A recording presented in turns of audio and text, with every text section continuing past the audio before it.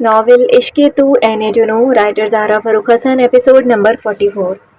تمہیں معلوم تو ہوگا سبھی موسم بدلتے ہیں، کبھی تپتی دوپہریں جون کی تن من جلاتی ہیں، کبھی یخبستہ راتوں کا دسمبر لوٹ آتا ہے، کبھی پتجھڑ کا موسم خون پیتا ہے درختوں کا، کبھی سوکھی ہوئی شاخوں پہ کلیاں کھلکھلاتی ہیں، خزاں کا دم نکلتے ہی بہاریں مسکراتی ہیں۔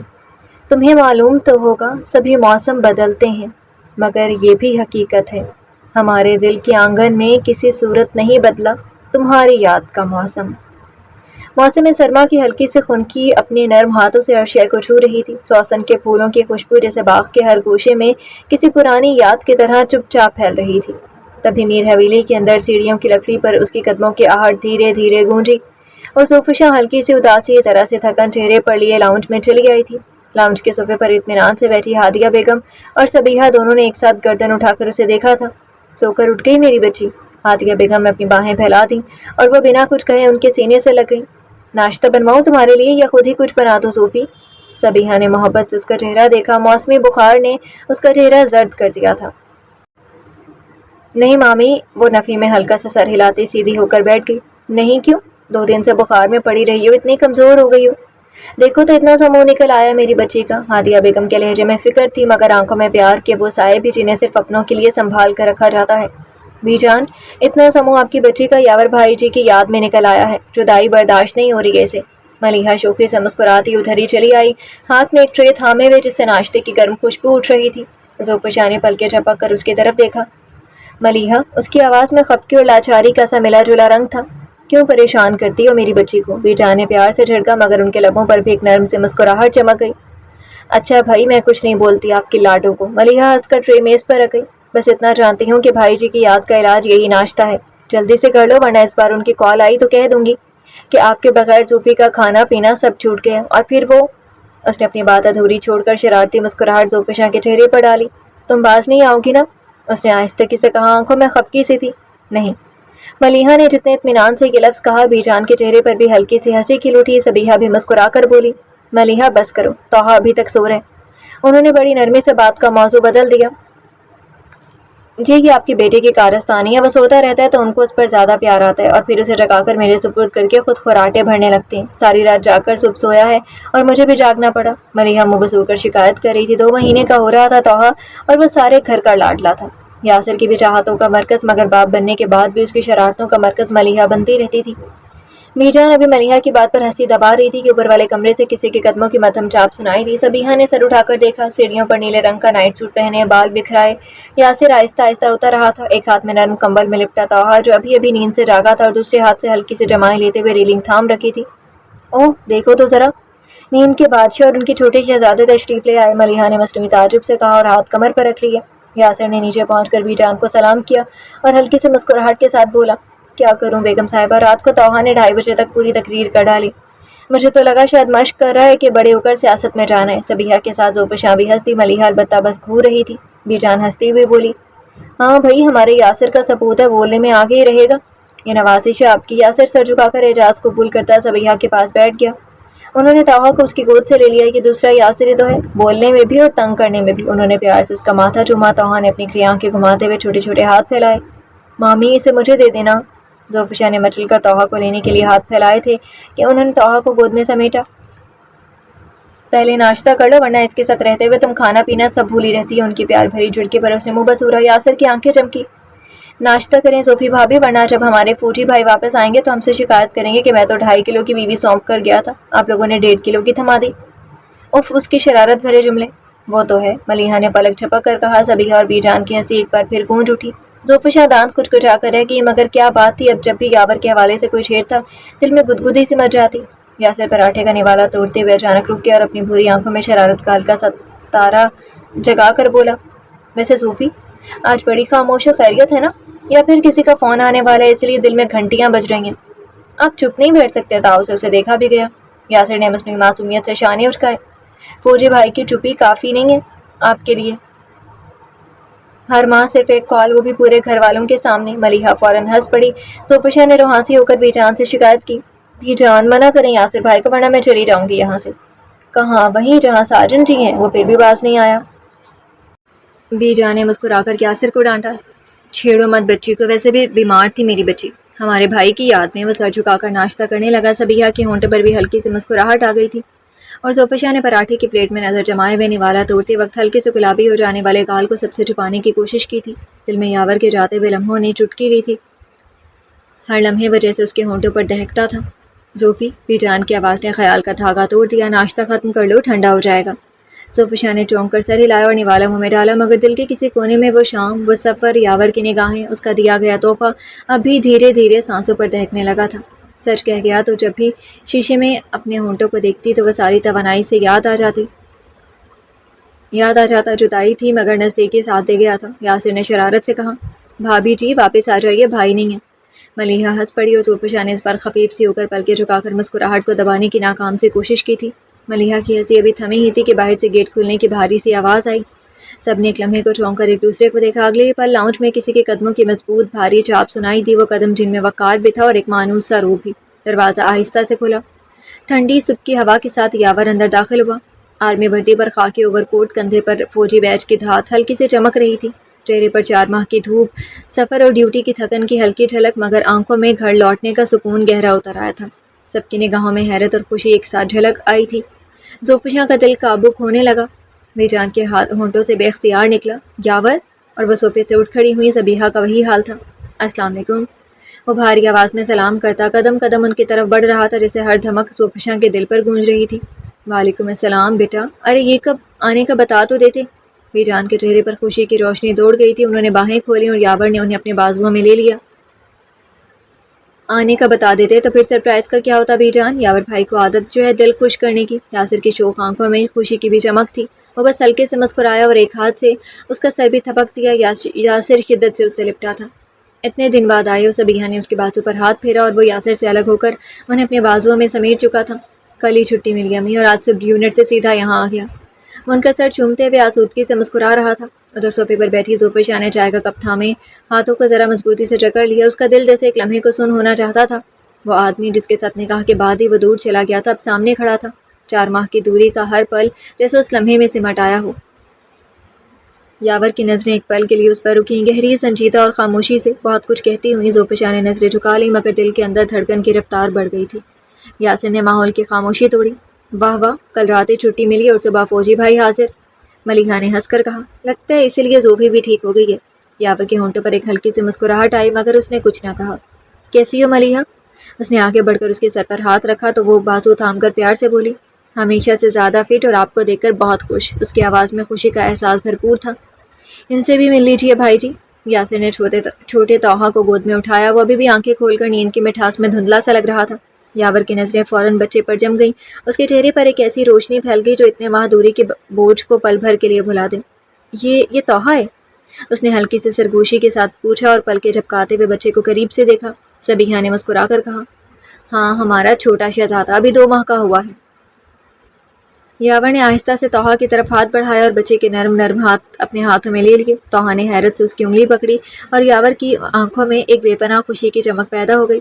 کتنا چھوٹا اور نازک ہے، اس نے دھیرے سے کہا، اپنی فوجی وقار کے ساتھ دل کی گہرائی سے مسکراتے ہوئے، پھر اپنے گال بچے کے نرم گال سے لگا کر بولا، اچھا لگ رہا ہے، واقعی بہت خوشی ہو رہی ہے کہ میں تمہیں دیکھ رہا ہوں۔ مسکراہٹ ملیحہ کے ہونٹوں پر آ گئی، یاسر کی آنکھوں میں بھی نرم مسکان تھی، مگر سب سے زیادہ زوفشا کی نگاہیں اس منظر میں جمی رہیں۔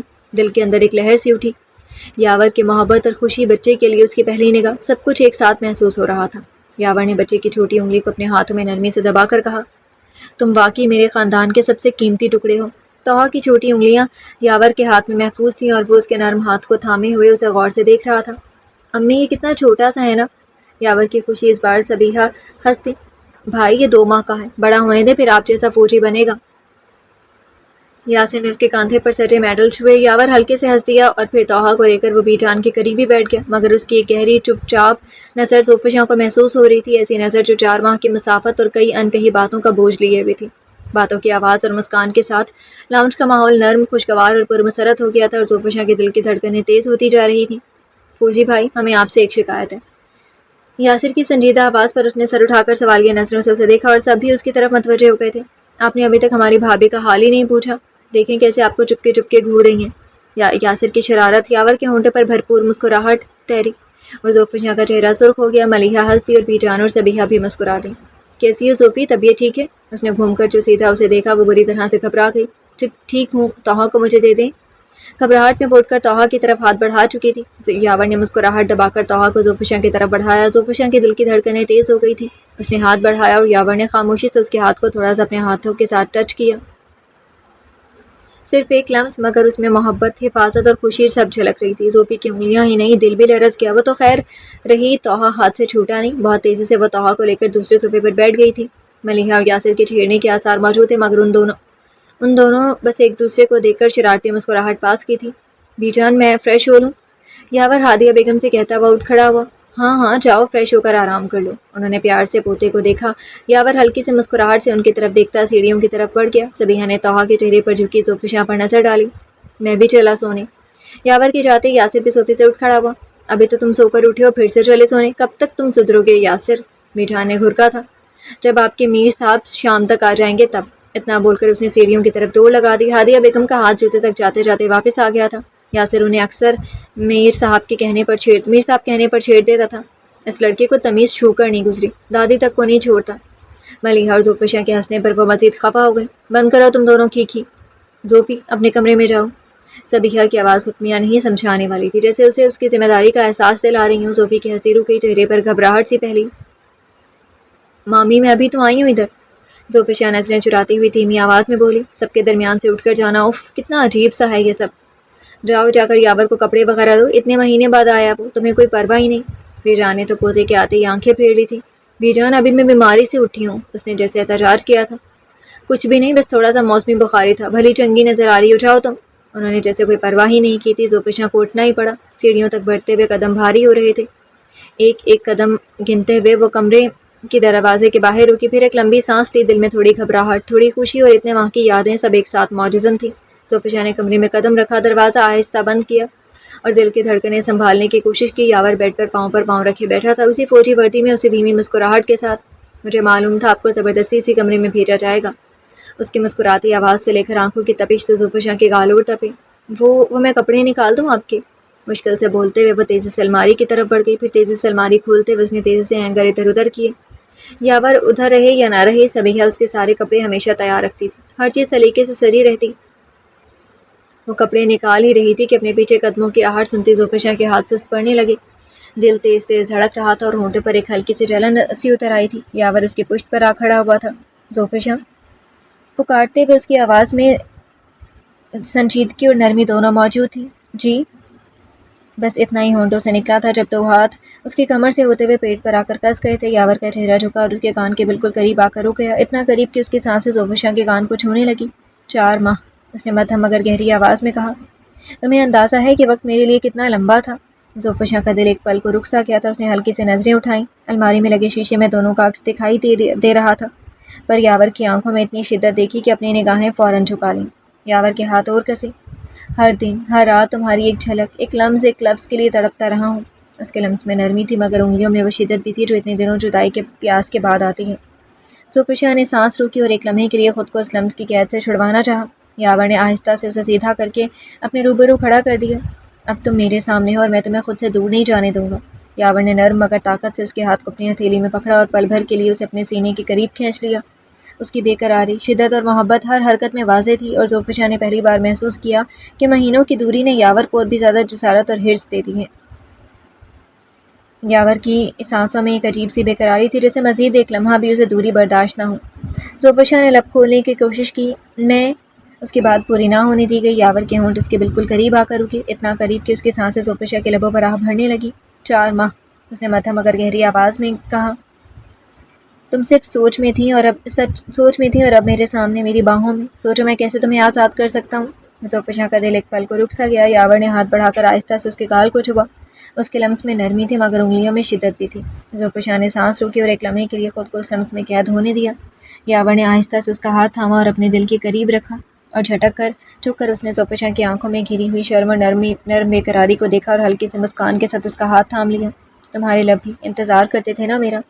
اس نے پل بھر کے لیے خاموشی توڑی اور زوفیہ کی ہلکی سی لبوں کی نمی پر اپنے ہونٹ رکھ دیے، صرف ہونٹ رکھے تھے، کوئی اقدام نہیں اٹھایا تھا، بس وہ اپنے دیا گیا لمس محسوس کر رہا تھا۔ ظفر کی سانسیں رک کر چل رہی تھی، گرم سانسوں کی طوفان سے لڑتی، بس ذرا سی چاہتے چھو رہی تھی مگر سینے تک میں دھواں اٹھ رہا تھا۔ کچھ دیر بعد یاور نے چہرہ اٹھا کر اس کے چہرے کو دیکھا جسے نظریں ہٹانے کا کوئی ارادہ نہ ہو۔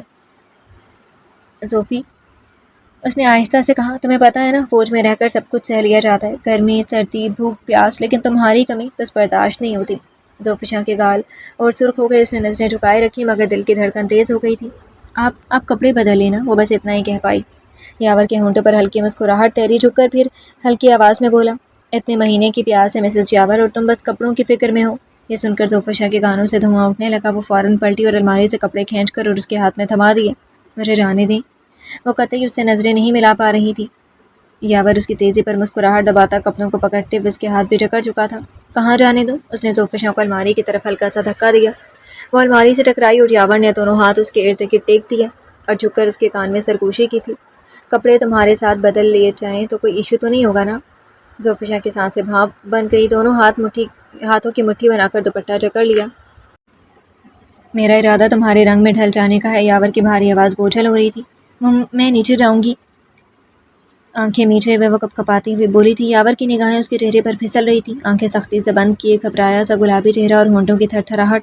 یاور کے ہونٹوں پر مسکراہٹ گہری ہو گئی، اس پر جھکا ہوا ایک ہاتھ اس کی پیشانی پر رکھ کر وہاں اپنی انگلیوں کو پھیرتے ہوئے، دوسرے ہاتھ کو اس کی گلابیاں بکھیرتے گالوں پر رکھ کر انگوٹھی سے اس کے ہونٹوں کی تھر تھراہٹ کو محسوس کرتے ہوئے بس اسے دیکھی جا رہا تھا۔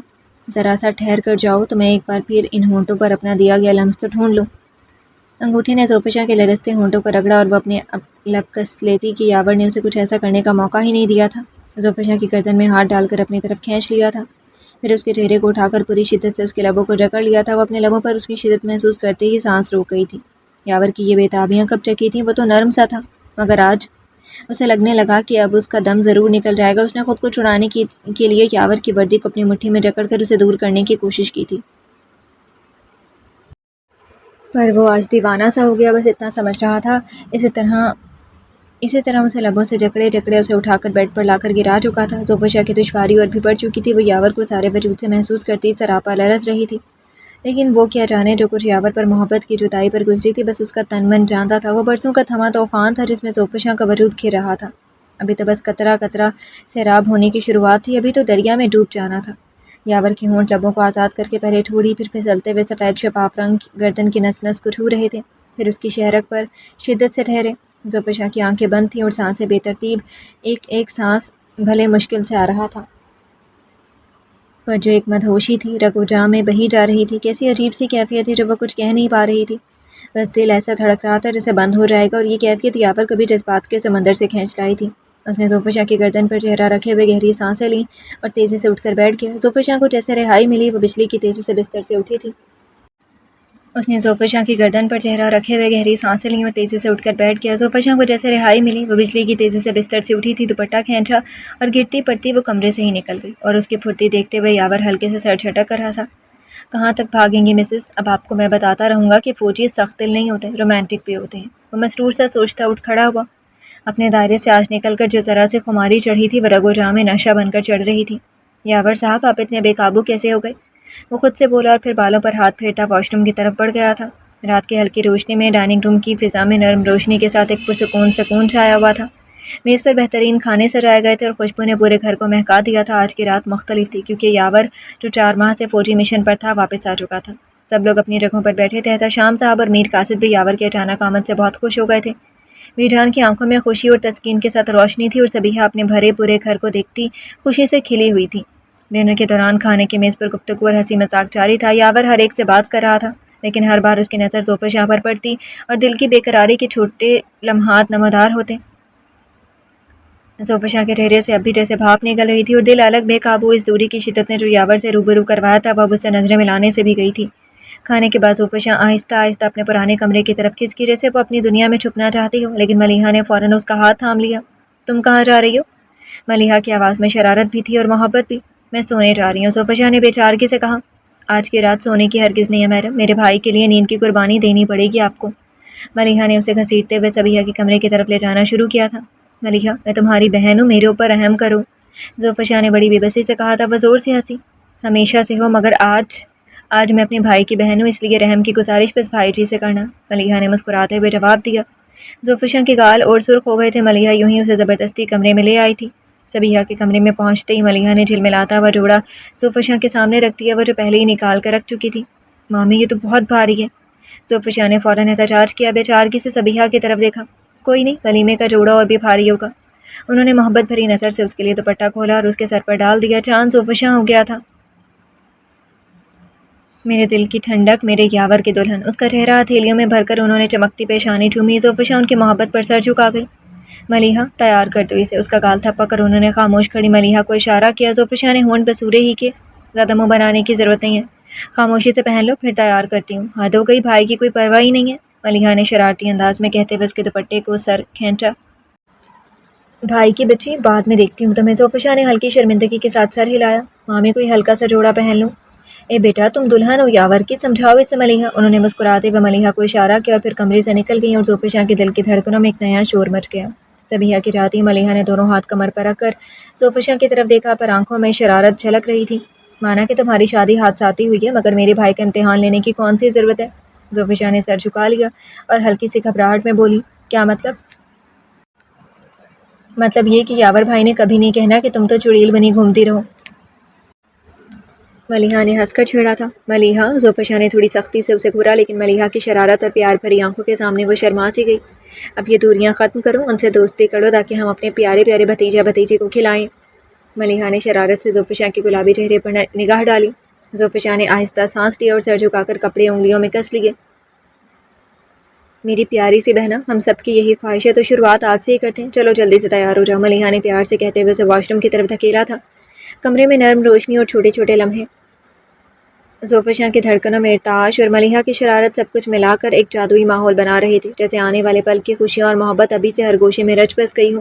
کچھ دیر بعد ملیحہ اسے تیار کر کے یاور کے کمرے میں چھوڑ گئی تھی اور وہ وہیں بے چینی سے ٹہلتی اپنی دھڑکنوں کو سنبھال رہی تھی، جب باہر آتی آہٹ سن کر زوفشاں کا دل بری طرح دھڑک دھڑک کر بند ہونے لگا۔ مجھے بھاگ جانا چاہیے۔ گھبراہٹ ایسی ہوئی کہ وہ بے وقوفی سے سوچتے ہوئے تیزی سے کمرے سے نکل جانے کی سوچتی تیزی سے آگے بڑھی۔ ابھی قدم دروازے کی طرف پہنچے تھے کہ وہ ٹھٹک گئی اور اندر آتے یاور کی نگاہیں اس کے چہرے پر جم سی گئی تھی اور لمحے بھر کے لیے وقت رک گیا۔ گہرے رنگ کے لباس میں وہ اس کے لیے سجائی گئی تھی، صرف اس کے لیے۔ وہ مجھے باہر جانا ہے، زوفشاں نے لرزتی ہوئی آواز میں بمشکل کہا۔ یاور کی نگاہوں کی تپش سے چہرہ تپنے لگا تھا۔ یاور نے اپنے بازو سینے پر باندھتے ہوئے دروازے کے قریب ایک کاندھا ٹکایا، اس کی نگاہیں نرم مگر شدت سے بھری ہوئی تھیں۔ کس لیے باہر جانا ہے؟ آواز میں ایک ہلکی مسکان اور دلچسپی دونوں تھے۔ وہ شاید ملیحہ بلا رہی ہے، زوفشاں نے نظریں جھکاتے ہوئے کہا۔ ہاتھوں کی ہر جنبش سے چوڑیاں کھنک رہی تھیں، جیسے ہر آواز دل کی دھڑکن کے ساتھ ملی ہو۔ پر مجھے تو آواز نہیں آئی۔ یاور نے مسکراہٹ دباتے ہوئے اندر قدم رکھا اور دروازے کو بھی لاک کر دیا۔ زوفشاں کا دل رک سا گیا تھا، فرار کی راہ بند ہو چکی تھی۔ پہلے ہی سے بلایا تھا، آپ جانے دیں۔ لرزتی کانپتی ہوئی وہ دھیرے دھیرے پیچھے کھسکنے لگی، لیکن یاور کے قدم اس کی ہر حرکت کے ساتھ بڑھتے جا رہے تھے۔ کتنے پہلے؟ اس کی آواز میں ہلکی چھیڑ چھاڑ تھی، مگر دل کی دھڑکنیں آنکھوں تک میں محسوس کی جا سکتی تھی۔ جب آپ نہیں تھے۔ الٹے قدموں سے چلتے ہوئے وہ بار بار لڑکھڑا رہی تھی، لباس کی سرسراہٹ اور چوڑیوں کی کھنک سب مل کر یاور کے جذبات پر چھینٹے مار رہی تھی۔ بٹ مجھے تو نہیں لگتا کہ اس نے ایسا کہا ہوگا، یاور کی آواز میں نرم ہنسی چھپی ہوئی تھی۔ نہیں کہا تھا نا؟ زوفشاں پیچھے کھسکتی ہوئی لڑکھڑائی اور بیڈ سے ٹکرائی، اس کے قدم رک گئے اور وہ پیچھے گر جاتی کہ یاور نے فوراً ہاتھ تھام کر اسے اپنے قریب کھینچ لیا، دل کی دھڑکنیں تیز، سانسیں گرم۔ مجھ سے فرار کیوں ہے میری جان؟ اس کی نگاہیں نرم محبت سے بھری ہوئی تھیں، جیسے ہر لفظ زوفشاں کے دل کے قریب چھو رہا ہو۔ زوفشاں نے ایک لمحے کے لیے اس کی گہری آنکھوں میں جھانکا اور دل میں ایک عجیب سی گرمائش محسوس کی۔ یہ پہلا لمحہ تھا جب دونوں دل کی دھڑکنوں کو ایک دوسرے کے قریب محسوس کر رہے تھے۔ کہا تھا نا کہ جب تم روتی دھوتی نہیں ملو گی تو حکایت دل سناؤں گا تمہیں۔ اس کی دونوں مٹھیوں کو اپنے ہاتھوں میں جکڑ کر اپنے ارد گرد سے گزار کر کمر میں باندھ کر اس زوفشاں کو بالکل بے بس کر دیا۔ اور آج اسی راز کے کھلنے کی رات ہے، جب یاور صرف اپنا دل نہیں تمہیں اپنا آپ سونپ دے گا۔ تمہاری محبت نے مجھے کسی قابل نہیں چھوڑنا ہے۔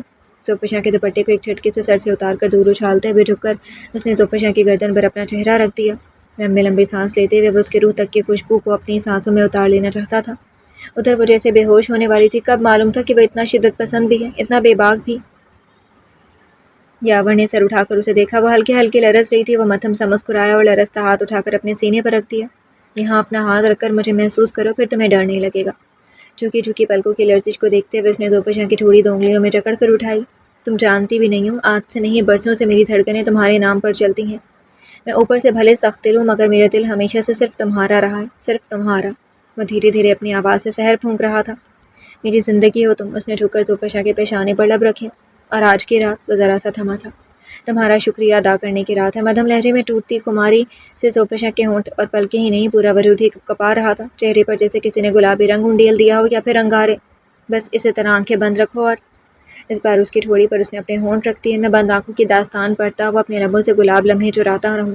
ہونٹ آگے بڑھے اور زوفشا کے نچلے لب کو جکڑ گئے۔ اس نے اپنے سلگتے ہونٹوں کا کفا لگا کر ان کی کپکپاہٹ کو بند کر دیا تھا۔ زوفشا نے آخری بار مچل کر کھل کر سانس لینے کی کوشش کی، مگر اب کھل کر سانس لینا اتنا آسان بھی نہیں تھا۔ زوفشا نے ایک آخری بار ہلکی سی مزاحمت کی، جسے سانسوں کو آزاد کرنا چاہتی ہو، مگر اگلے ہی پر اس کے وجود نے ہتھیار ڈال دیے، جسے دل مان گیا کہ اب یہ قرب، یہ لمس، یہ دھڑکن سب اسی کا مقدر ہے۔ کمرے میں پھیلی خوشبو، عود کی ہلکی مہک اور اس کے اپنے وجود سے اٹھتی مدہوش سی خوشبو یاور کی سانسوں میں کھل کر اس کی مدہوشی کو اور بڑھا رہی تھی۔ زوفشا کا وجود لرزتا ہوا یاور کے مضبوط بازوؤں کے حصار میں تھا۔ اب دور جانے کی کوئی وجہ نہیں ہے، وہ مدھم لہجے میں بولا، اس کی پیشانی پر اپنے لب ٹکائے۔ یہ کمرہ، یہ رات اور میں، سب صرف تمہارے ہیں۔ یاور کے لب جب اس کے لبوں پر ٹھہرے تو زوفشا کے وجود میں لرزتے کانپتے ہوئے لمحے جیسے ساکت ہو گئے۔ اس کی سانسیں الجھ کر تیز ہو گئیں، مگر یاور نے اسے مزید قریب کھینچ لیا۔ اب تم میری پناہ میں ہو زوفشا، بھاگنے کی کوئی راہ نہیں ہے۔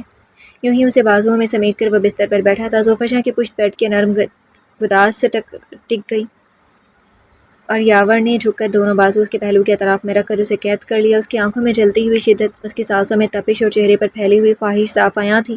یہ پل میں برسوں سے چاہ رہا تھا، وہ دھیرے سے بولا، اور اس کے کان میں پہنے گئے آویزوں کو لبوں سے چھول گیا۔ زوفشا نے گھبرا کر آنکھیں بند کر لی، مگر یاور کی گرفت نے اسے پوری طرح بے بس کر دیا تھا۔ چوڑیاں مسلسل کھنک رہی تھی جب یاور نے اس کے ہاتھوں کو اپنے ہاتھوں سے اوپر سر کے پاس جکڑ دیا۔ اب یہ ہاتھ صرف میرے لمس کے عادی ہوں گے، صرف میرے۔ زوفشا کا سانس گھٹنے لگا، وہ کچھ کہنا چاہتی تھی، مگر یاور کے لب ایک بار پھر اس کے لبوں پر آ گئے۔ اس بار وہ لمس نرم نہیں تھا، ایک مکمل دعویٰ تھا۔ وہ اتنی شدت سے اپنی سانسیں انڈیل رہا تھا کہ زوفشا کی کپکپاہٹ پورے وجود میں دوڑ گئی۔ یاور کے ہاتھ دھیرے دھیرے اس کے گالوں سے پھسلتے ہوئے گردن تک آ گئے۔ زوفشا کے دوپٹے کو وہ پہلے ہی پرے پھینک چکا تھا، اب اس کے بالوں کی خوشبو سانسوں میں بھرتا ہوا اس کی گردن پر جھک گیا۔ یاور، وہ لرزتے ہوئے اس کا نام لینے لگی، مگر یاور کی آنکھوں میں اس لمحے کوئی سماعت نہیں تھی، صرف تپش اور تڑپ تھی۔ بس اسی طرح میرا نام لیتی جاؤ، اور میں تمہارے لبوں سے اپنا نام سنتا ہوا اور بھی گستاخ ہوتا رہوں۔ اس نے زوفشا کے ہاتھ چھوڑے اور ایک جھٹکے سے اسے اپنی باہوں میں بھر کر ہاتھ بڑھا کر روشنی کو بجھا دیا۔ کمرے میں مدھم روشنی، سانسوں کی آواز اور چوڑیوں کی کھنک ایک عجیب سا سحر پیدا کر رہے تھے۔ وہ رات لمبی تھی، اور اس رات میں یاور نے زوفشا کو مکمل طور پر اپنا بنا لیا۔ اس کے لبوں، اس کی سانسوں، اس کے وجود کا ہر لمس یاور کے حصار میں قید ہو گیا۔ دونوں کی دھڑکنیں ایک دوسرے میں گھل مل کر ایک ہی کہانی کہہ رہی تھی، محبت، شدت اور مکمل سپردگی کی کہانی۔ ایک نئی کہانی کو جنم دینے کی شروعات تھی وہ رات۔ وہ کہیں بھی گیا لوٹا تو میرے پاس آیا، بس یہی بات اچھی ہے میرے ہر جائی کی۔ وقت اپنی رفتار بھول گیا، جیسے کسی نے اس کی گھڑی سے کانٹے چرا لیے ہوں، جیسے حیات کی سانسوں نے اپنی رفتار کما دی ہو۔ اس کے سامنے جو چہرہ تھا وہ ہجوم میں کھویا ہوا نہیں تھا، بلکہ اتنا قریب تھا کہ اس کی ہر دھڑکن کا شور سنائی دے رہا تھا، سانسوں کی حد میں، دھڑکنوں کے فاصلے پر۔ مائی لائف، وہ آگے بڑھا اور اس نے حیات کو اپنے سینے میں بھینچ لیا، پوری شدت سے، پوری طاقت سے۔ حیات کی آنکھیں خود بخود مونتی چلی گئیں، سکون سے، آسودگی سے۔ یوشا کے آنے کی گرفت میں وہ سب کچھ بھول گئی، اتنے دنوں کی تڑپ، انتظار کی تلخی، راتوں کا بیزار سکوت، کل کیا ہو یہ خوف، سب کہیں پیچھے رہ گئے تھے۔ اس وقت بس ایک احساس تھا، وہ لمس، وہ تحفظ، وہ گھر جو اسے یوشا کی باہوں میں ملتا تھا۔ اور حیات کے لیے تو اس کی پوری دنیا ہمیشہ سے یہی باہیں تھی۔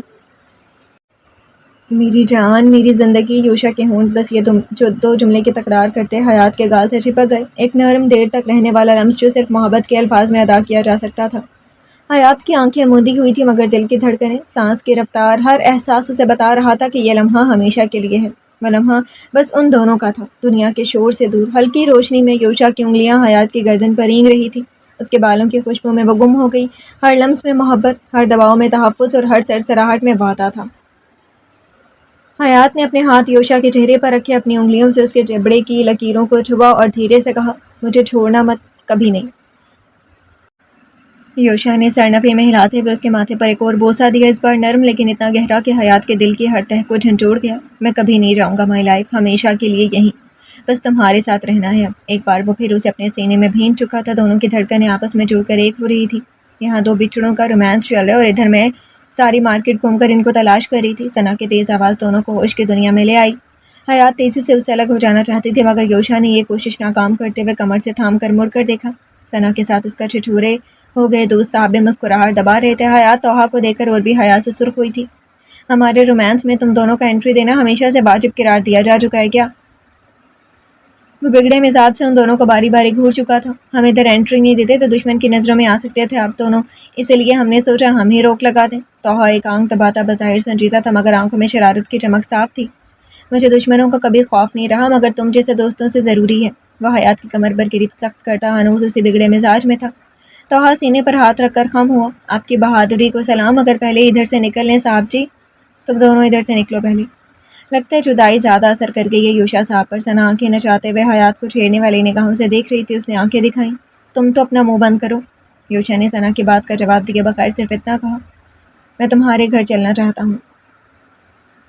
توحا نے سر ہلایا اور پھر وہ دونوں بڑی احتیاط اور چوکنا نظروں سے ثنا اور حیات کو لے کر اس ایریا سے نکل آئے تھے۔ پھر اپنی گاڑی سے لے کر توحا کے گھر تک کا سفر خاموشی سے ہی طے ہوا تھا۔ حیات کے سینے میں بہت سے سوالوں کے طوفان مچل رہے تھے مگر وہ فی الحال چپ تھی۔ توحا کے گھر پر پہنچتی اس نے حیات کا ہاتھ تھاما اور رخ ان دونوں کی طرف کر کے بولا تھا، تم اپنی بیوی کو سمجھاؤ بجھاؤ، تب تک میں تمہارے بیڈ روم میں ہوں۔ بغیر کوئی جواب دیے سنے بغیر وہ حیات کو گھسیٹتے ہوئے توحا کے بیڈ روم میں لے آیا۔ کمرے کا دروازہ تیزی سے بند ہوا اور کلک کی آواز کے ساتھ لاک پہ یوشا پلٹا تو حیات کے چہرے پر خفگی کی لالی تھی۔ یوشا تم کتنے بے شرم ہو، کتنا برا لگ رہا تھا۔ وہ خفت کا شکار ہو رہی تھی۔ ثنا کی نگاہیں توحا کی چھپی مسکراہٹ، میں بہت برا ہوں، اور کتنا برا ہوں یہ تم بیڈ پر مجھے بتاؤ۔ اس نے ایک دم سے حیات کو گود میں اٹھا کر بستر پر اچھالا تھا اور دوسرے لمحے اس پر سایہ فگن ہوتا کہ وہ کروٹ بدل کر دور ہو گئی تھی۔ پہلے مجھے میرے بیٹے سے ملاؤ تو پھر اپنی برائی شروع کرنا۔ بیڈ کے دوسرے کنارے پر اٹھ کر بیٹھتے ہوئے ناراضی چہرے پر صاف تھی۔ یوشا نے یوں ہی لیٹے ہوئے دونوں کوہنی بستر پر رکھ کر ٹھوڑی پر مٹھی رکھی۔ پھر یہ نہ ہو میں بہت برا ثابت ہو جاؤں اور تم چینختی رہو۔ آنکھوں کی تپش سے حیات کے کان تپے۔ یوشا مجھے ایلیا سے ملنا ہے۔ اس کی آنکھوں میں نمی دے کر وہ گہری سانس لے کر اٹھ بیٹھ گیا۔ ایلیا ٹھیک ہے، محفوظ جگہ پر ہے اور تمہیں بالکل بھی یاد نہیں کرتا۔ اٹھ کر اس کے قریب بیٹھتے ہوئے وہ اداس سا مسکرایا تھا۔ حیات ہونٹ بھینچے کچھ دیر بس اس کا چہرہ دیکھتی رہی، پھر نہ جانے کیا ہوا کہ دل بھر آیا اور اسی کے سینے پر سر رکھ کر رو دی۔ یوشا بہت سخت ہے میرے لیے تم دونوں کے بغیر رہنا، یہ ڈرامے کرنا، جدائی برداشت کرنا۔ روتے روتے وہ اپنے غم اس سے بیان کر رہی تھی۔ یوشا نے نرمی سے اسے باہوں میں سمیٹا۔ تو کیا میں بہت خوش ہوں؟ یہ سب میرے لیے بہت سخت ہے حیات۔ اس کے بالوں میں انگلیاں پھیرتے ہوئے جھک کر اس کے سر کو بھی چوم لیتا۔ تمہارے پاس ایلیا تو ہے۔ حیات نے سینے سے سر اٹھایا، آنسوؤں سے بھیگا چہرہ، پر تم نہیں ہو۔ یوشا نے ایک ہاتھ اس کے داہنے گال کے نیچے رکھے اور دوسرے ہاتھ کی انگلیوں سے گیلے ہوتے گال صاف کرتے ہوئے بولا، تم جانتی ہو یوشا کی سانسیں بھی تمہیں دیکھ کر چلتی ہیں، میں کچھ بھی نہیں تمہارے بغیر۔ حیات بس یکٹک اس کا چہرہ دیکھ رہی تھی جس کی آنکھیں حقیقت بیان کر رہی تھی۔ یہ سب میں تم دونوں کے لیے کر رہا ہوں حیات، مجھے کچھ دن کی مہلت چاہیے تھی تاکہ میں ایلیا کو محفوظ کرنے کے ساتھ ہم سب کی حقیقت جان جاؤں۔ حیات کے آنسو رک چکے تھے مگر وہ پھر بھی بار بار اس کے گال پر انگلی پھیرتا جسے ساری نمی کو اپنے پوروں میں جذب کر رہا تھا۔ تو جان لی ساری حقیقت؟ یہ سوال ایسا تھا کہ یوشا کے دل میں خنجر کی نوک گڑ گئی۔ وہ پھیکا سا مسکرایا۔ کچھ حقیقت اتنی زہریلی ہوتی ہیں حیات کہ ہم اسے نہ ہی جانیں تو بہتر ہے۔ تو پھر مجھے کچھ نہیں جاننا۔ وہ سر اس کے سینے پر رکھ گئی۔ مجھے بس تم چاہیے اور اپنا بچہ، نہ کچھ جاننا ہے نہ کچھ سننا ہے۔ تو پھر بعد میں شکایت مت کرنا، بے اعتبار مت ہونا۔ اس کے بالوں میں انگلیاں پھیرتے ہوئے یوشا کی آواز میں راحت تھی۔ وہ خود چاہتا تھا کہ فی الحال حیات انجان ہی رہے تو بہتر ہے، یہ سب اس کے لیے صدمے جیسا ہوگا۔ حیات نے سر اٹھایا۔ تم پر اعتبار ہی کر کے ہمر چودھری کے گھر پر رہنے کا عذاب مول لے لیا ہے۔ ایک ہاتھ اٹھا کر اس نے یوشا کے چہرے پر رکھ دیا جیسے اس کے چہرے کو چھو کر دل کو مکمل یقین دینا چاہتی ہو کہ وہ اب اس کے پاس ہے۔ بس اسی اعتبار کے سہارے تو یوشا اپنی جنگ جیت جائے گا۔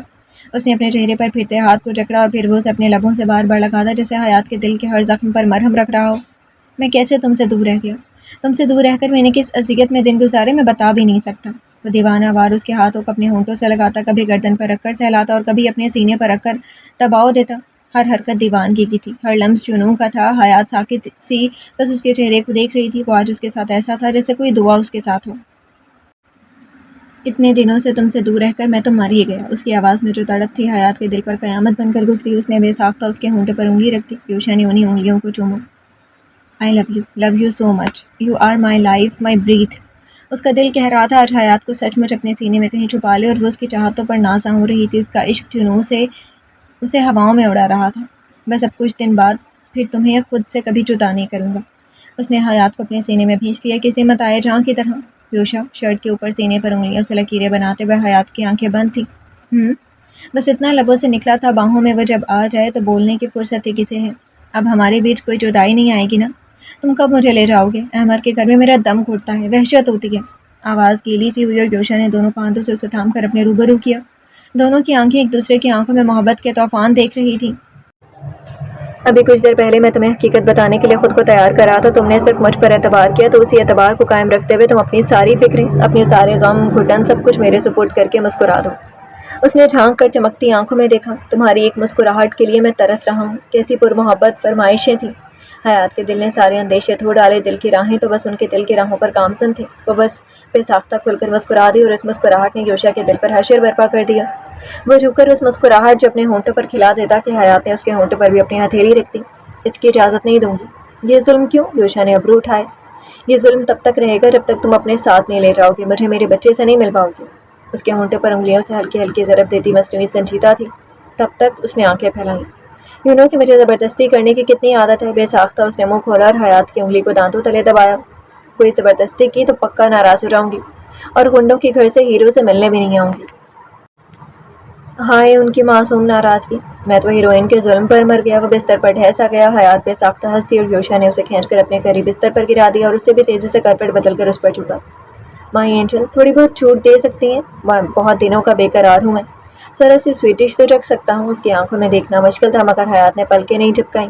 جی نہیں، یہ آپ کی سزا ہے، مجھے ستانے کی، رلانے کی، احمد کے گھر چھوڑ دینے کی، اور تم نے کہا تھا نا میں تم پر اعتبار کر کے تمہیں مہلت دے دوں گی، تو جو سزا دوں گی وہ قبول کرو گی۔ اب قبول کرو۔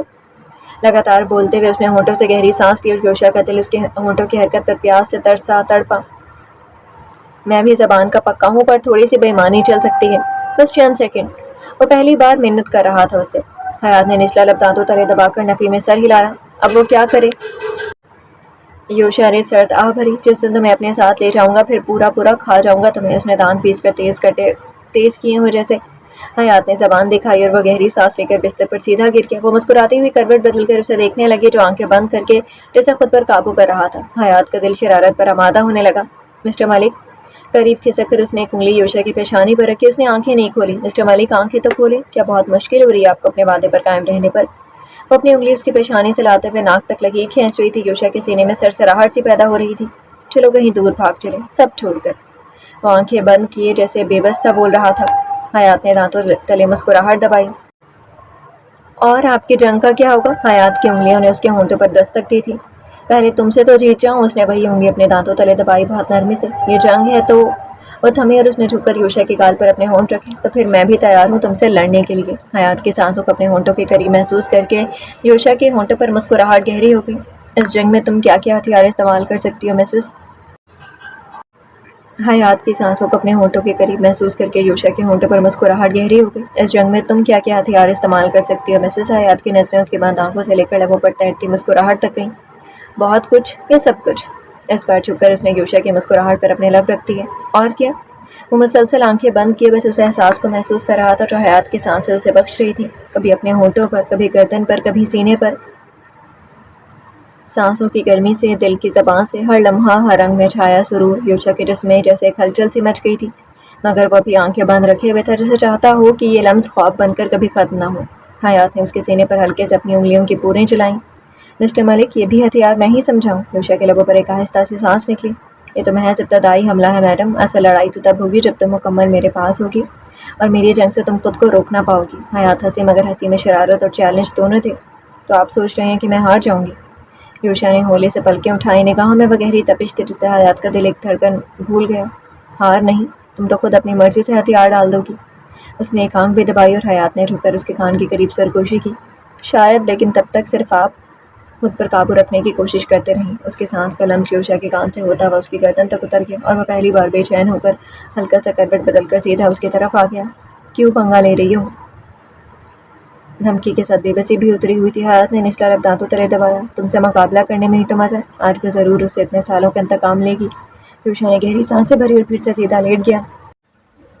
یوز کر لو اپنے سارے ہتھیاروں کو، میں بھی خود کو آزما لیتا ہوں کہ بعد میں کتنا وائلڈ ہو سکتا ہوں۔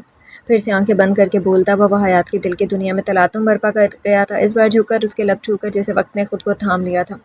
یوشا نے آنکھیں بند کی، اس لمس کو اپنی روح تک میں جذب کر لیا جیسے کوئی پیاسا پہلی بار پانی کی بوند چکھتا ہو۔ وہ لمحہ طویل ہوتا گیا۔ حیات نے ہولے سے پیچھے ہٹ کر اس کا چہرہ دیکھا۔ اس کی پلکوں پر جیسے کوئی بوجھ تھا، جیسے کئی راتوں کی نیند اور کئی دنوں کی تڑپ ایک ساتھ اتر آئی ہوں۔ یوشا، اس نے آہستگی سے پکارا۔ یوشا نے بس سانسوں کے درمیان اتنا کہا۔ حیات نے دھیرے سے اس کے چہرے پر ہاتھ پھیرا، ہونٹوں کے قریب آ کر پھسپھسائی۔ ابھی بھی لگتا ہے کہ میں خواب ہوں. کیا تم سچ میں میرے پاس ہو، میرے قریب؟ یوشا کی پلکیں ذرا سی اٹھی نظر سی تھی اس کی آنکھوں میں اتری. اور اگر یہ خواب ہے تو میں کبھی جاگنا نہیں چاہتا، بس تم مجھے ایسے ہی چھوتے ہوئے سانسیں عطا کرتی رہو. اس کی آواز اتنی دھیمی تھی کہ بس دونوں کے بیچ دھڑکنیں ہی سنائی دے رہی تھی. حیات کے دل میں ایک لہر سی اٹھی، وہ اور قریب سر کی اتنی قریب کہ یوشا کی سانسیں اس کے پلکوں کو چھو رہی تھی. میں نے تمہیں کبھی اتنا خاموش نہیں دیکھا، کیونکہ ڈر رہا ہوں کہیں بولوں نہ اور تم غائب ہو جاؤ. اس کی بات پر حیات نے ہولے سے مسکرائی. میں اب کہیں نہیں جاؤں گی جب تک تم مجھے خود نہ لے جاؤ. یوشا نے آہستہ سے اس کے بالوں میں ہاتھ پھیرتے ہوئے کہا. بہت جلد، پھر بس میں رہوں گا، تم رہو گی اور ہم دونوں کی آپسی جنگ. حیات نے پلک جھپکے بغیر اسے دیکھا. یہ تمہاری جنگ کے بعد ممکن ہوگا. نہیں، یہ ابھی ممکن ہے، کہہ کر وہ جھکا اور اپنی پیشانی اس کی پیشانی سے لگا دی. کمرے میں بس سانسوں کی گرم دھن تھی اور دل کی رفتار. کچھ لمحے ایسے گزرے جن میں نہ کسی نے کچھ کہا، نہ کوئی ہلا. صرف ہاتھوں نے ایک دوسرے کو تھام رکھا تھا اور آنکھوں نے ہر وہ لفظ کہہ دیا تھا جو زبان کہنے سے ہچکچاتی تھی. اچھا بس اب دور ہٹو، اسے آگے بڑھنے کی کوشش بھی نہ کرنا. سانسیں آپس میں گھلتی کہ حیات اس کے شانوں کو تھام کر دور کر دیا. یوشا نے دھیرے سے سر اٹھایا اور مدھم ہنسی کے ساتھ بولا. مسز ملک، اگر تم نے مجھے اس طرح کی سزا دی تو یاد رکھنا جب یہ سزا ٹوٹے گی تو مجھے سنبھال نہیں پاؤ گی. برداشت تو دور کی بات ہے. حیات کے پلکیں کانپی پر لبوں پر شرارت کھلی. میں دیکھ لوں گی تمہاری شدت کتنی خطرناک ہے. یوشا نے اس کے کان کے قریب جھک کر سرگوشی کی. شدت نہیں، یہ عشق ہے، اور عشق کا جنون کبھی کم نہیں ہوتا. حیات نے دل کی دھڑکن سنبھالتے ہوئے آنکھیں دکھائیں. بس اپنا یہ عشق و جنون سنبھال کر رکھیں، ابھی صرف مجھ سے باتیں کریں. آؤ نا، بہت سی باتیں ہیں، سب بتاتا ہوں اپنے ہونٹوں سے. وہ حیات کو کھینچ کر اپنے سینے پر لٹا چکا تھا. یوشا کے بازوؤں میں سمٹ کر لیٹی حیات نے اپنے دھڑکنوں کو قابو کرنے کی ناکام کوشش کی. مسٹر یوشا ملک، وہ مدھم آواز میں بولی، یہ باتیں کرنے کا انداز ہے آپ کا؟ یوشا نے اس کے بالوں میں منہ چھپاتے ہوئے گہری سانس کھینچی. یہی میرا انداز ہے، تمہیں پسند نہیں؟ حیات نے ہنستے ہوئے اس کے سینے پر ہلکا سا مکہ مارا. پسند؟ یہ تو بہت خطرناک انداز ہے.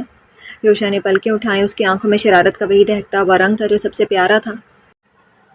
یوشا نے پلکیں اٹھائیں. اس کی آنکھوں میں شرارت کا وہی دہکتا ہوا رنگ تھا جو سب سے پیارا تھا. میں نے کہا تھا نا جب سزا ٹوٹے گی تو سنبھال نہ پاؤ گی.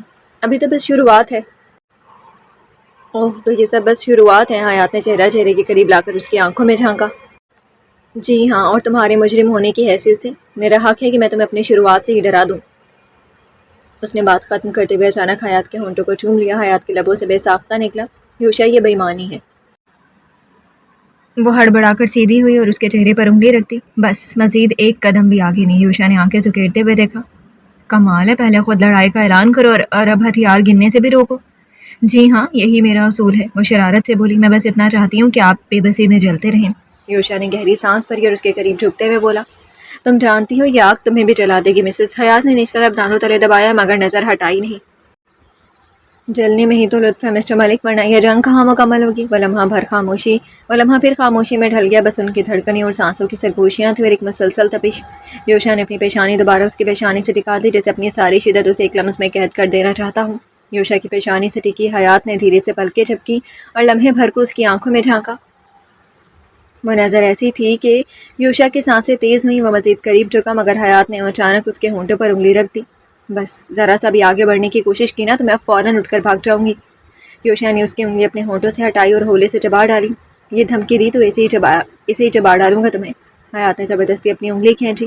اچھا، بس دھمکی دینی آتی ہے؟ وہ سرگوشی میں بولی. اس کی سانس یوشا کے لبوں سے ٹکرائی. یوشا نے پلکیں بند کی. ضبط کی ایک لکیر ماتھے پر ابھری. کیا کروں مائی سویٹ ڈش، تمہیں تو میری سب سے بڑی دشمن ہو اور سب سے بڑی کمزوری بھی. یہ کہتے ہوئے اس نے ایک جھٹکے سے حیات کو اور قریب کھینچ لیا. اب وہ اس کے سینے پر مکمل اس کی گرفت میں تھی. چھوڑو مجھے، حیات نے ہنستے ہوئے کہا مگر اس کی آواز میں لرزش تھی. کبھی نہیں. یوشا کی گرفت مزید سخت ہو گئی. حیات نے اپنی انگلیاں اس کے گلے پر رکھی اور مدھم لہجے میں بولی. چھوڑو ورنہ پھر کبھی ملنے نہیں آؤں گی، ترستے رہنا. یوشا نے اس کی آنکھوں میں جھانکا. لبوں پر ایک دلکش مسکراہٹ ابھری. پھر وہاں تک پہنچ جاؤں گا اور وہاں تمہاری نہیں میری مرضی چلے گی. پھر میں دوں گا تمہیں سزا، سہ لو گی. اس کے الفاظ پر حیات کے رخسار سرخ ہو گئے. وہ ہولے سے جھکے یوشا کے ہونٹوں کے قریب لمحے بھر کو رکی، پھر سرگوشی کی. پہلے وہاں آ کر تو دکھا دیں ہیرو صاحب، پھر یہ میرے اوپر کہ تمہیں کیسے سنبھالتی ہوں. یہ کہہ کر اس نے ہولے سے اس کے ہونٹ چھو لیے. یوشا نے آنکھیں بند کر لی جیسے یہ لمس اس کے روح میں اتر رہا ہو. Challenge accepted mrs, you will see. اس کی آنکھوں میں دیکھتے ہوئے مسکرایا. دیکھ لوں گی. وہ جھکی اور یوشا پھر سے ہونٹوں کا منتظر تھا مگر اگلی پل حیات نے ہنس کر اسے پیچھے دھکیل دیا. بس ابھی کے لیے اتنا ہی کافی ہے. یوشا نے بے بسی سے سر تکیے سے ٹکا دیا. آنکھوں میں ایک آگ بھڑک رہی تھی. حیات، تم مجھ سے کھیل رہی ہو. وہ کھڑی ہوئی اور سر جھکا کر ہنسی. ہاں، اور یہ کھیل ختم نہیں ہونے والا، ابھی آپ کی باری باقی ہے مسٹر ملک۔ وہ بیڈ سے اترنے لگی کہ یوشا نے اس کی کلائی تھام لی۔ اچھا جاؤ تو مت، میرے پاس تو رہو۔ پیار بھری یہ التجا حیات تھولے سے ہنستی وہیں قریب ہی اس کے پہلو میں ٹک گئی۔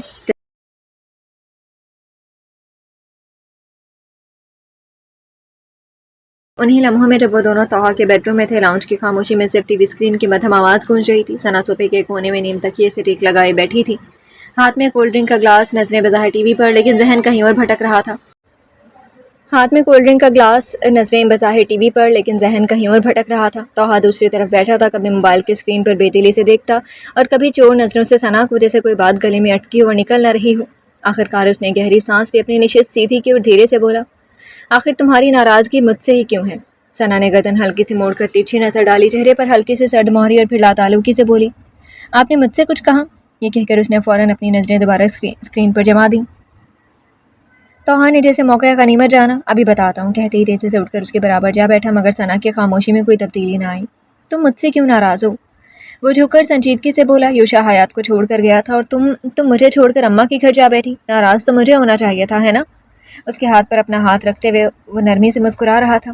ثنا نے ہلکا سا بھویں چڑھائی، ہونٹوں پر طنزیہ مسکراہٹ ابھری۔ اچھا، اور تم تو بڑے بے چین تھے مجھے یہاں واپس لانے کے لیے، یہ خف کی، یہ تلملاہٹ۔ طاہا کے ہونٹوں پر ہلکی سی ہنسی آئی۔ بے چینی اور بے قراری کا حال مت پوچھو، دل کا درد آپ کیا جانے۔ آگے بڑھ کر اس نے ثنا کو باہوں میں بھر لینا چاہا، مگر وہ اسے پرے دھکیل گئی۔ وہ صوفے پر سے الٹتے الٹتے بچا۔ پوری گنڈی ہو، ناراضگی سے کہتے ہوئے منہ بنا ہوا تھا، تمہاری جیسے پولیس کے لیے میں گنڈی ہی ہوں۔ گلاس سے گھونٹ لیتے ہوئے اس نے بے نیازی سے کاندھے جھٹکے۔ طاہا نے آنکھیں چھوٹی کر کے اسے دیکھا، یہ تم اپنی سہیلی کو میرے یار سے ملوا کر یہاں کولڈ ڈرنک پینے آئی ہو؟ تمہارا تھوبڑا دیکھنے تو ہرگز نہیں آئی ہوں۔ گھونٹ گھونٹ لیتے ہوئے وہ اسے تاؤ دلا رہی تھی۔ اس تھوبڑے کا درد نہیں دکھائی دے رہا؟ وہ اس بار مظلوم بنا۔ ثنا نے ایک تیکھی نظر اس پر ڈالی، کون سا درد؟ وہ جو تمہیں اپنے یار کے لیے ہمیشہ اٹھتا ہے، جس کے لیے بیوی کی کوئی اہمیت نہیں ہے۔ ثنا پلیز۔ طاہا نے چہرہ ذرا سا جھکایا، آواز میں سنجیدگی آ گئی، یوشا کو ہم دونوں کے بیچ مت لایا کرو۔ میں بیچ میں لاتی ہوں؟ ثنا کا لہجہ اچانک سخت ہو گیا، آنکھوں میں شکوے کی چمک ابھری۔ تم ہر بار اسے ہر رشتے میں لے آتے ہو بغیر بتائے، صرف اس کے کہنے پر تم مجھے اماں کے گھر لے گئے، وہاں جو کچھ ہوا، جو تماشے ہوئے، تمہیں کچھ پتہ بھی ہے؟ بولتے ہوئے آواز روندھی، میں وہاں اکیلی تھی، حیات تنہا تھی، یوشا نہیں تھا، پر تم بھی نہیں آئے۔ تمہارے ساتھ کون سی مجبوری ہے طاہا کہ تم مجھے تنہا چھوڑ گئے؟ اس کی آنکھیں نم ہو رہی تھیں اور طاہا ساکت سا دیکھے جا رہا تھا۔ تنہا چھوڑ دیا، کچھ نہیں بتایا، پھر فون پر اپنی محبت کا واسطہ دے کر کہا کہ میں خاموش رہوں، صبر کروں۔ طاہا، اتنے دنوں میں تم نے مجھے صبر اور برداشت کے علاوہ دیا ہی کیا ہے؟ یہ شکوہ طاہا کے سینے میں خنجر کی طرح لگا۔ مجھ سے ایک بار بھی ملنے نہیں آئے، ایک بار بھی نہیں کہا کہ ثنا میرے پاس آ جاؤ؟ طاہا نے گہری نظروں سے اس پر کاٹتے ہوئے آہستہ سے کہا، اگر کہتا تو تم اپنی سہیلی کو چھوڑ کر آ جاتی۔ وہ تلخ سا ہوا تھا۔ ثنا نے پلک جھپکے بغیر جواب دیا، تم اپنے دوست کے کہنے پر بیوی کو چھوڑ سکتے ہو تو میں اپنی دوست کو تنہا کیسے چھوڑتی؟ لمحے بھر کی خاموشی کے بعد طاہا نے سانس بھری، جیسے دل کا کوئی بوجھ اتارنا چاہتا ہوں۔ ایک بات بتاؤں ثنا، ہم دونوں کے درمیان ایک چیز تو بالکل ایک جیسی ہے، اور وہ ہے دوستی کا حق ادا کرنا، اسی لیے ہم دونوں ایک دوسرے کے لیے بہت خاص ہیں۔ اس نے دھیرے سے اس کا ہاتھ تھاما، نرم سی مسکراہٹ میں لی، نرم سی گرفت میں لیا اور نگاہیں سنجیدگی سے اس پر جما دیں۔ ثنا نے کچھ نہ کچھ کہا، نہ ہاتھ چھڑایا۔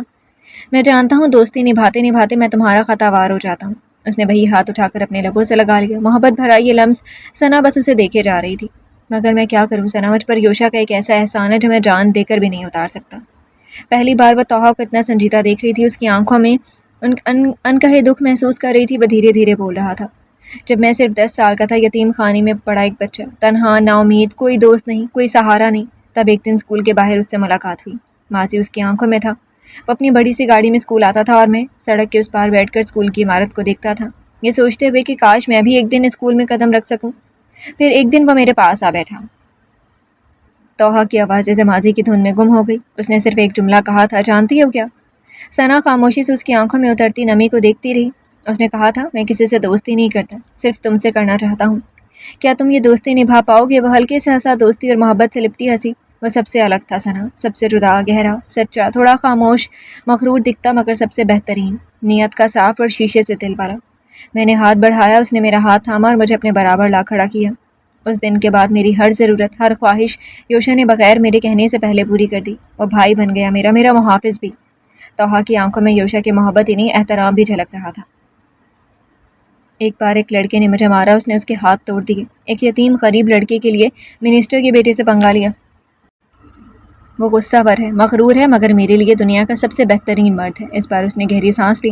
شاید ساری عمر اس دوستی کے لیے میں انجانے میں تمہیں تکلیف دیتا رہوں، مگر یوشا کو میں کسی حال میں نہیں چھوڑ سکتا۔ اس کے ساتھ تمہیں سمجھوتا کرنا ہوگا ثنا، باقی میں صرف تمہارا ہوں، ہر پل تمہارے ساتھ ہوں۔ ثنا خاموش بیٹھی توحا کی بات سنتی رہی۔ یوشا کا ذکر، توحا کے لہجے کا درد، بچپن کی تنہائی اور وہ جملہ ایک یتیم غریب بے سہارا بچہ، یہ سب اس کے دل میں عجیب سے چبھن چھوڑ گئے۔ اسے محسوس ہوا جیسے وہ پہلی بار توحا کے دل کی گہرائی دیکھ رہی ہو، وہ بچپن کا تنہا سہما ہوا لڑکا، اور پھر یوشا کا ہاتھ تھام کر زندگی کی طرف لوٹتا ہوا۔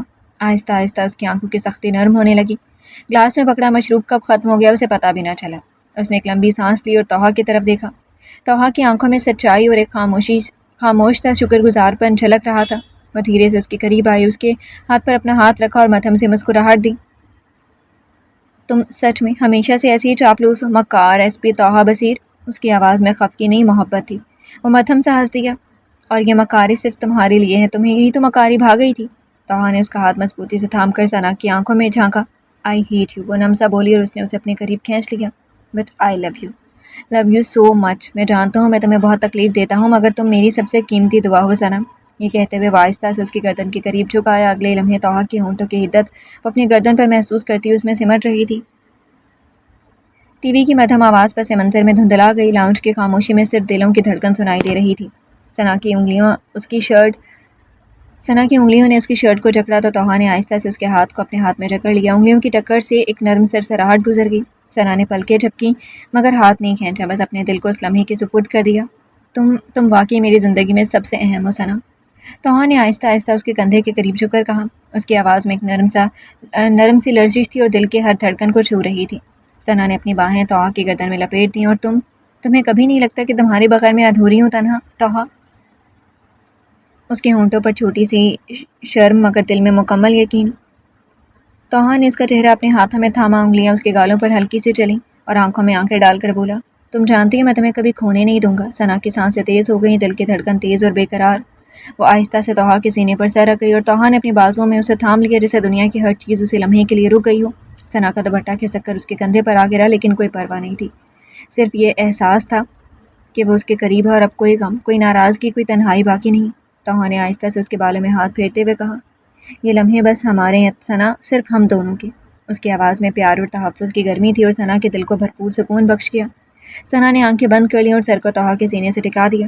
ہاں ہمارے، اس نے آہستہ سے کہا، لبوں پر نرم مسکراہٹ کے ساتھ، اور لاؤنج کی خاموش فضا میں صرف دل کی دھڑکنیں اور ہلکی سانسیں گونج رہی تھیں جو ایک دوسرے کے قریب آنے کی خوشبو لیے ہوئی تھیں۔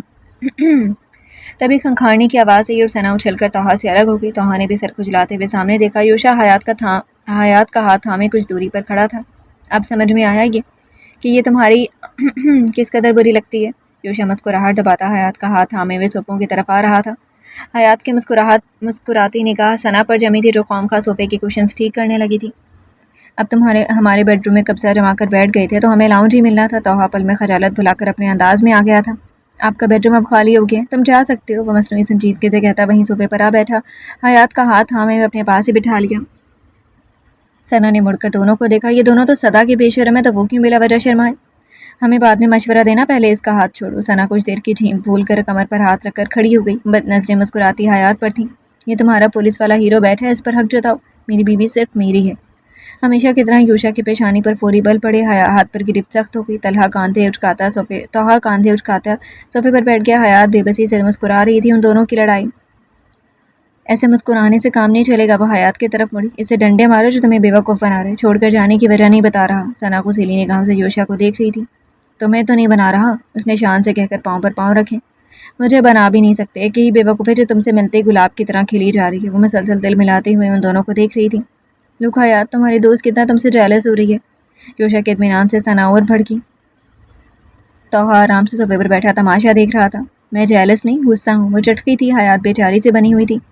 وہ تم ہمیشہ سے ہوتی ہو، توحا نے ٹکڑا جوڑا۔ ثنا نے پلٹ کر اسے گھورا، پھر ان دونوں کو، تم دونوں بات کرنے کے قابل نہیں ہو۔ یس، ہم تو بس رومانس کرنے کے قابل ہیں۔ توحا نے کالر چھوئے۔ تو کیا کہتے ہو توحا، تمہارے گھر میں 2 بیڈ روم تو ہیں؟ یوشا نے توحا کو دیکھ کر آنکھ دبائی اور حیات گھبرا کر اٹھ کھڑی ہوئی۔ ثنا فوری بھاگ چلے، اس نے غصے سے دونوں کو گھورتی ثنا کا بازو تھام لیا۔ یہیں مرو پڑو اور خیالی رومانس کرو، ہم جا رہی ہیں۔ اللہ حافظ، دونوں نے ہاتھ ہلایا۔ حیات اور ثنا کا منہ کھل گیا۔ ہمیں بس یہاں رومانس کرنے کے لیے بلایا تھا، نظریں شرارے بن گئی تھی۔ بیویوں کو کس لیے بلاتے ہیں؟ توہا نے یوشا کی طرف ہاتھ بڑھایا اور اس نے ہاتھ پر ہاتھ مارا۔ اب مرے بھی پڑے رہو گے تو ادھر نہیں آنے والی ہم دونوں۔ ثنا نے تیش سے کہا اور حیات کا بازو تھام کر وہ اسے ساتھ کھینچ لے گئی تھی۔ حیات نے پلٹ کر یوشا کی طرف دیکھا۔ مجھ سے ملاقات کے لیے تیار رہنا۔ اس کی شاید رنگ آنکھوں میں صاف تحریر تھا۔ اس نے بس ناک چڑھائی اور تیز تیز قدموں سے وہ ثنا کے ساتھ ان کی نظروں سے اچھل ہو گئی۔ کیا وقت آ پڑا ہے؟ جدائی کے بعد ملن کے بجائے بیویوں کو میکے بھیجنا پڑ گیا، اوپر سے ڈائن پھر سے منہ پھلا کر گئی ہے۔ ہائے میں بیچارہ۔ توہا سردہ پھرتا صوفے پر ٹھہسا گیا اور یوشا نے بس سر جھٹکا اور خاموشی سے سامنے بیٹھے توہا کو دیکھا۔ اس کی نگاہوں میں ایک عجیب سی چمک اور محبت ہے جس نے توہا کی معمول کی شوخی کو لمحوں میں غائب کر دیا۔ ایسے کیا دیکھ رہے ہو؟ توہا نے ہلکی ہنسی کے ساتھ پوچھا، مگر اس کی آنکھوں میں چھپی بے چینی اور حیرت کو چھپانا مشکل تھا۔ دیکھ رہا ہوں کہ میں بہت لکی ہوں جو تم مجھے ملی ہو۔ یوشا کی آواز میں سنجیدگی اور محبت دونوں چھلک رہی تھی۔ خیریت تو ہے؟ جو ڈائلاگ بیوی سے بولنے چاہیے تھے وہ تم مجھ سے بول رہی ہو۔ توہا ہنسنے کی کوشش کی تھی لیکن لبوں پر ہلکی سی شرمندگی اور دل الگ پریشان سا ہوا تھا۔ یوشا نے ہلکا سا سر جھٹکا اور اپنی جگہ سے اٹھ کر اس کے قریب آ کر بیٹھ گیا۔ کہ جانے سے پہلے میں تمہیں کہہ کر گیا تھا کہ بس کچھ دن صبر کرو پھر میں سب کچھ بتاؤں گا۔ تو تم اسے ڈھونڈ چکی ہو؟ توہا کی آواز میں حیرت اور تشویش دونوں چھلک رہی تھی۔ ہاں میں نے سب ڈھونڈ لیا اور اپنا بھائی بھی، یوشا نے اعتماد سے کہا۔ یار اب تو مجھے کنفیوز کر رہے ہو، توہا نے تھوڑی ہچکچاہٹ کے ساتھ کہا۔ 1 منٹ۔ یوشا نے اپنا موبائل روشن کیا اور ایک تصویر اس کے سامنے رکھی۔ ہنستے مسکراتے مرد کی صورت۔ یہ فوٹو دیکھ رہے ہو؟ کون ہے؟ توہا نے حیرت اور عجیب سا احساس لیے تصویر کی طرف دیکھا۔ دل کی دھڑکنیں تیز ہو گئیں۔ یہ میر یاسر حسن ہے، یاور حسن کا چھوٹا بھائی، اور یہ اس نے دوسری فوٹو کو اسکرین پر دکھایا، خوبصورت سی لڑکی جس کی آنکھیں بالکل اس کے جیسی تھیں۔ یہ توہا کی نگاہیں ساکت ہو گئیں جیسے دماغ میں ہر چیز رک گئی اور دل تیزی سے دھڑک رہا تھا۔ یہ ملیحہ یاسر ہے، زوفشاں کی بڑی بہن، یوشا نے دھیرے سے بتایا۔ اس کی آواز میں سنجیدگی اور محبت دونوں تھے۔ یوشا صاف صاف سب کچھ بتاؤ، کیوں مجھے الجھا رہی ہو؟ ان سب سے میرا کیا تعلق ہے؟ توہا کی آواز میں اضطراب اور چھپی ہوئی بے چینی محسوس ہو رہی تھی۔ بتاتا ہوں، یوشا نے آہستہ سے کہا۔ ایک چھوٹا سا بچہ 3 سال کا یا اس سے کچھ بڑا، ایک دن اس کے ماں باپ کی کار کا ایکسیڈنٹ ہو گیا۔ اس ایکسیڈنٹ میں صرف اس کے ماں باپ مر گئے، وہ بچہ نہیں۔ وہ بچہ تو قدرت نے زندہ رکھنا تھا تاکہ وہ اپنے بے گناہ ماں باپ کی بے دردی سے کی گئی موت کا بدلہ لے سکے۔ یوشا کی آواز میں ایک عجیب سی سنجیدگی اور احترام جھلک رہی تھی۔ وہ بچہ جو کار سے جھٹک کر دور جا گرا تھا اور جسے مرا ہوا سمجھ لیا گیا تھا، اسے کسی رحم دل شخص نے اٹھا کر یتیم خانے پہنچا دیا۔ یوشا بول رہا تھا اور توہا کا چہرہ سفید پڑ رہا تھا۔ جس کی زندگی، جس کی شناخت، سب کچھ بدل گیا۔ اور جانتی ہو وہ بچہ میرے سامنے موجود ہے، SP توہا بصیر کے نام سے۔ توہا کی سانسیں رک گئی تھیں، دل کی دھڑکنیں تیز اور بے ترتیب ہو گئی تھیں۔ تم توہا بصیر نہیں، میر توہا حسن ہو، یاسر حسن اور ملیحہ کے بیٹے ہو۔ اور وہ ذرا دیر کے لیے رک گیا۔ اور حیات یوشا ملک کے سگے بھائی۔ خاموشی کی فضا میں ہر لفظ ایک گہرا اثر چھوڑ رہا تھا۔ توہا کی آنکھیں حیرت، خوف اور خوشی کے امتزاج سے چمک رہی تھی اور یوشا کی نگاہیں اس کی ہر رد عمل کو سمجھنے کی کوشش میں جم گئی۔ کمرے میں ایک لمحے کے لیے صرف دل کی دھڑکنیں اور خاموشی باقی رہ گئی تھی۔